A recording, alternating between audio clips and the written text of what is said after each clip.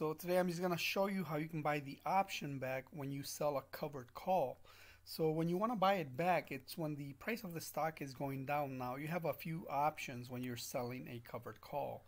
You can actually let it expire worthless, and so the premium that you collected, it's all fully for you to keep. Or if you think this drop is just simply temporary and it's going to go right back up again, then you can buy the option back for cheaper and then wait for it to go back up and sell another covered call or roll it over to the next week or to the next month, depending on how far out you're going. Now, here with Wells Fargo, I ended up buying 100 shares of the stock, and my average price is $32.54. So I paid $32.54 for each. I did expect a drop on Wells Fargo, and that is the reason why I ended up writing an in the money covered call. When you write an in the money covered call compared to out the money, you're basically saying to the buyer, hey, I'm willing to sell them to you at a cheaper price. However, the premium, it's going to be a lot greater because you're willing to take on that risk that it's going to, that you're going to sell them at a cheaper price than what you paid for. So if that was to happen and the trade goes against you, you'd get assigned to sell them, let's say, at 30. But then because you got some premium, there's also a break-even price where you wouldn't really lose that much money. So in this case, I expected Wells Fargo to actually drop in price, and that is why I wrote a weekly in the money covered call.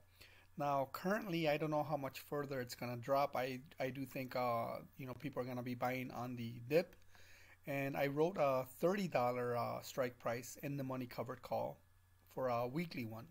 Remember, I paid $32.54, so I'm taking the risk on selling them at 30.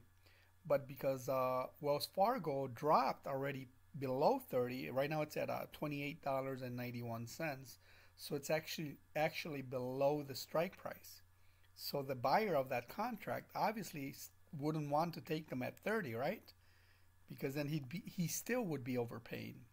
So this is when you write in the money covered call. Even if you think it's temporary, the price of the stock is going to drop below that strike price. But you ended up getting a lot more premium because it was in the money when you sold that covered call. So when I sold this covered call, the price of Wells Fargo was above $30. So the premium was in the money, and it was a lot greater.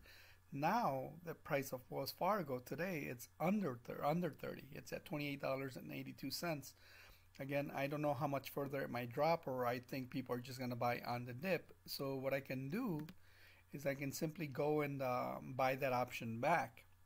Remember, we were the sellers, so we ended up selling the covered call, and we got paid right here. Quantity one covered call, one contract, we got paid 94 cents, which equals to $94 for that contract. And because the price of the stock dropped, now it's only worth, if we were to buy it back, $24. So using the same $90 that we got, well, I said 90 or so yeah, we got $94. So using the same $94 that we got, we can simply buy that contract back for cheaper now because the price of the stock dropped. And you can also let it expire worthless if you think Wells Fargo is going to maintain under 30 until the option expires. This one expires April 17th, which is basically just a few days. So we're actually going to end up buying this contract. So just to show you the steps on when I buy the contracts back, because I think it can be a temporary thing. So we're gonna pay the ask price actually. There you go. So what that does is basically, since we bought the same contract, same expiration that we sold, and we bought it for cheaper, we ended up making the difference on that contract. We kept the difference.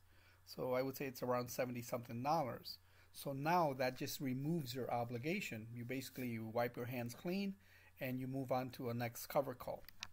Now we can, again with the covered calls, it's all rinse and repeat. You can keep on doing this. And the thing is, yes, you are down on the capital gains. As you can see, if I were to simply just bought the stock and just done nothing about it, I would have been down this much. But because I sold that covered call, I'm actually down less technically. So right now we're gonna write another covered call, roll it over for the. We can do the next next on the options chain, which is on the options chain, which is April 24th, or next month May 1st or May 8th. We're gonna do, let's do a month out. Remember, we bought them at $32, and I keep forgetting these prices. $32.54. Now, because I'm going a little bit further out, I can write in and not in the money, and out the money covered call. I'll do one for, let's say, right around the same price that I bought them for. But that is actually a long time. So what I'm gonna do actually is wait it out, because this can come right back up. People can buy on the dip, and so the premium on the contracts, even the same contract that we just bought back, may go right back up, and so we can end up selling that contract again, and this time can be out the money. So you can just wait it out and see what happens during the day. But in this case, I wanted to show you guys how you can just simply buy the contract back and make the difference on the contract that you sold.